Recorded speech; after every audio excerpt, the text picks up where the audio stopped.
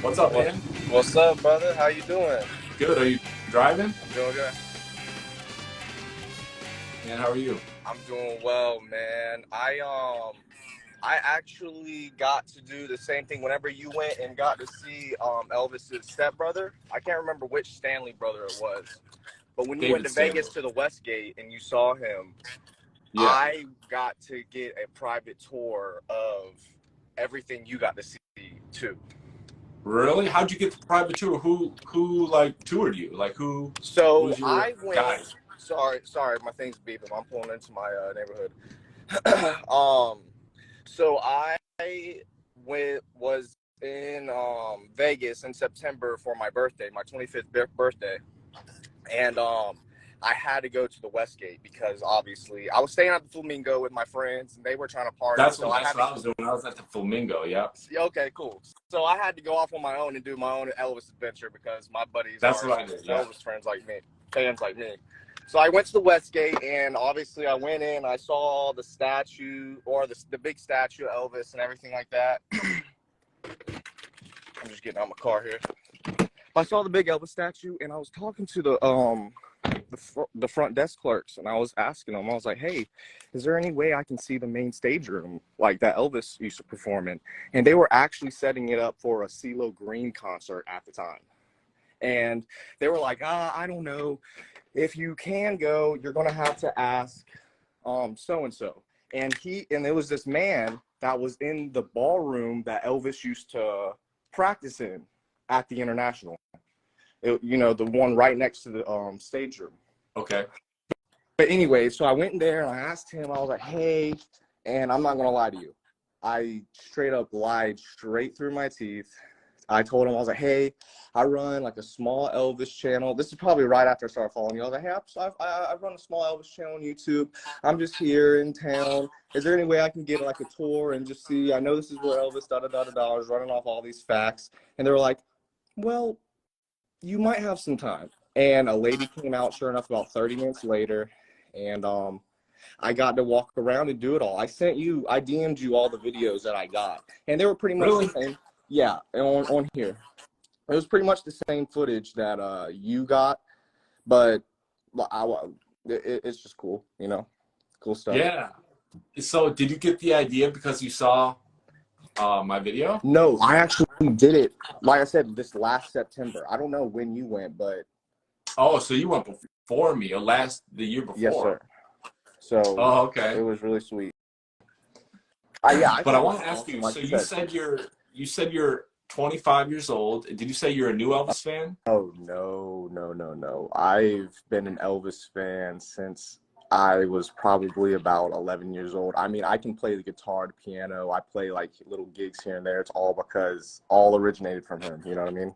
Yeah, that's where you got the inclination, the desire to do that stuff. Yeah, I saw him for the first time. I remember I was at my grandparents', and really, I believe the first song was All Shook Up. I mean, it wasn't that big, not that serious of a song, but I remember that's just the song that did it for me. I listened to All Shook Up, and I was like, huh. And then I saw him on like Milton Berle and Ed Sullivan, like as a kid. I was really big into the Elvis. When I was like 11, 12, 13, I went and saw Graceland with my family and everything. And I was really big into the early 50s because obviously as a 12, 13, 14-year-old kid, seeing a 21-year-old have all these girls after him and, he's doing things in music that no one's ever done, that's what you look up to. But as I've grown older, I've become much more of a fan of, the late set, I'm 25, I'm older than he was, when he was 21, so I can I feel as if like I've been through that phase already. So now I like listening to the real good stuff from the 70s and everything. I'm just really fascinated about all of that. I feel like there's so many questions unanswered that we just don't have with Elvis that I wish we could have answered. And I know in 2027, that's when the full autopsy is going to drop. And that's just something that I really interests me, is just that entire aspect of his life. Like, And I really wish I knew more about the whole Nick or Dr. Nick's trial and everything, how he got off, like, because I guess the court declared that he was acting in the best interest for Elvis, yet he still prescribed Elvis 10,000 pills within 6 months of the last 6 months of his life. And sure, some of them might have been placebos and everything, but I just need to know more about that entire situation to have like more of an opinion on it, you know? You know Right. anything more about that? Yeah, I do. I know a lot about it, but the thing is, I don't remember every single detail. So when you mention that, the book that I would really recommend to you, as I do a lot of Elvis fans, is the book The Death of Elvis. So that was a real popular book in the early 90s. Like, it covers in depth what happened that day. It according to the people who got Elvis on the scene, the EMTs, the people who did the autopsies. It talks in depth about burning thought, like somebody murdered Elvis, all the conspiracy theories that could have been. It's literally my favorite, it's in my like top 5 favorite books. But if I want to recommend a book to you or another Elvis fan about the death of Elvis, it is the book The Death of Elvis. And it actually talks about that, how many prescriptions. It talks about the trial, how many Dr. Nick prescribed to Elvis. I love the book, but the thing is, I'm not really sharp on every fact about it because I read it like 3 years ago. And I would read it again, and I wanted to read it again, but there's so many books I still want to read.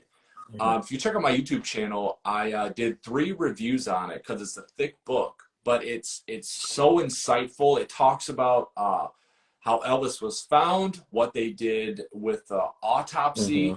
And that's some people that want to hear that gruesome crazy stuff. Like how the bag got emptied down the sink in the hospital. Yeah, they threw out the stomach contents. It looks like there was a big cover up. Yeah. How they cleaned the bathroom. How Vernon thought somebody took Elvis out. Talks about the prescriptions that Dr. Nick prescribed. It talks about the trial at the end of the book.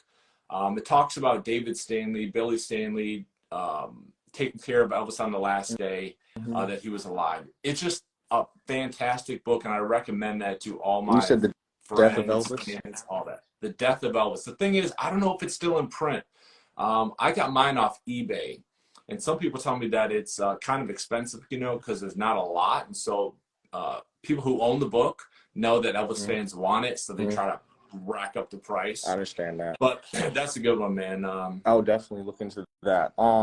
I want to give more people a chance to get on and everything. So I've been wanting to talk to you on here for a long time. You know what I mean? You can see in DMs, like I've sent you a lot of messages. Sorry, man. I don't know how I missed it, but I'll check again. But no, the last thing I want to talk about is something I feel very strongly about, and I think you've talked about it too.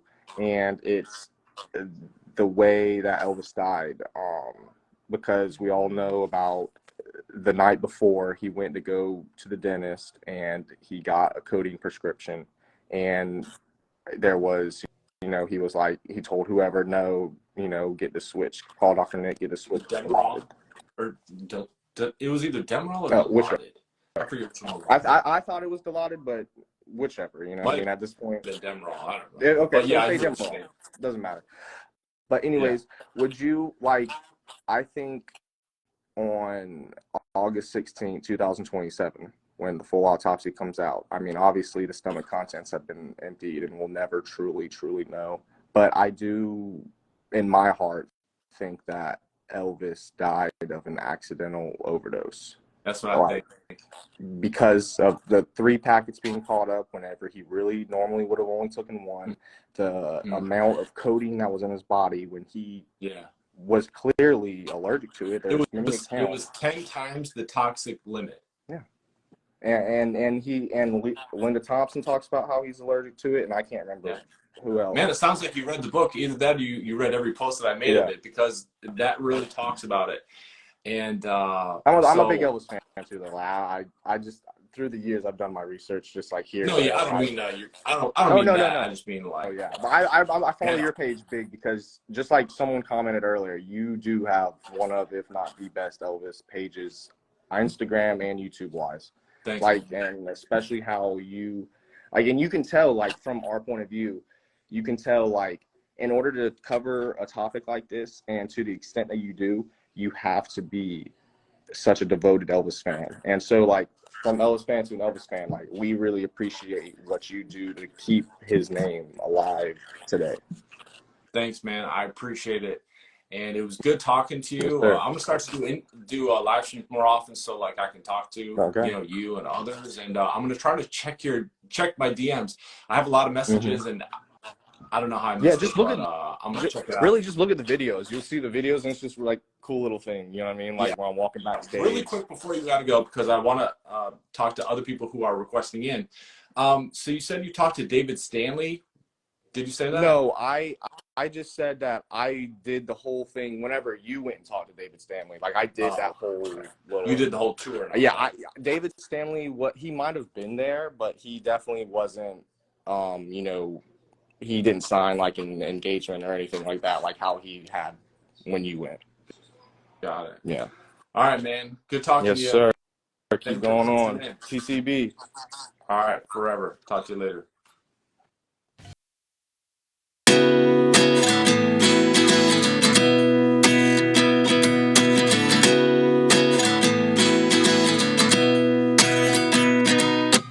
At 29 and I find myself wondering what did happen to the last 10. I ran away with my life, fast forward